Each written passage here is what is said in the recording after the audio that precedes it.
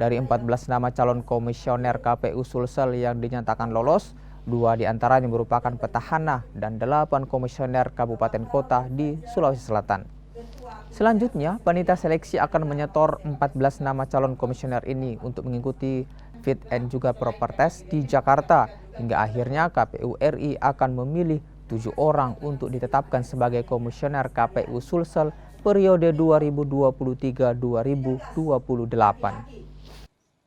Kalau KPU dari daerah Bu, berapa itu yang Bu? Dari daerah kayaknya 8 itu kabupaten kota menyebar. Jadi tidak ada kabupaten kota yang tidak ada kabupaten kota yang double. Rata-rata 1. Yang mudah-mudahan itu mewakili kita semua lah. Karena itu kita harus memilih dari 28 menjadi 14. Ini apa selanjutnya setelah keluar ini 14 orang? 14 ini insya Allah pada siang nanti saya akan ke Jakarta untuk langsung bawa bertemu dengan KPU RI. Kita serahkan semua berkas-berkas termasuk berkas yang dari Siakbah mulai awal sampai akhir, termasuk juga peringkingan-peringkingan yang ada karena di dalam putusan tidak boleh peringkingan yang ada mundur abjad. Jadi kita akan serahkan semua dan kami bertanggung jawab apa yang kami berikan kepada mereka.